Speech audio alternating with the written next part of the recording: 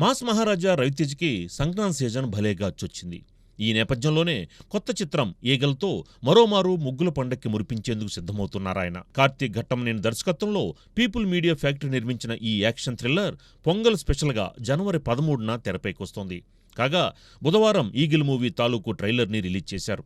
ఆద్యంతము ఆసక్తికరంగా సాగిన ఈ ప్రచార చిత్రంలో రవితేజ పాత్ర చెప్పే డైలాగ్స్, విజువల్స్ సినిమాపై అంచనాలు పెంచేశాయి. సరికొత్త సినిమాని చూడబోతున్నామనే భావనని కలిగించాయి. ఈగల్ ట్రైలర్ రిలీజ్ సందర్భంగా చిత్ర యూనిట్ ఈవెంట్ని నిర్వహించింది. ఈ కార్యక్రమంలో చిత్ర బృందం పాల్గొని సినిమా విజయంపై ధీమా వ్యక్తం చేసింది.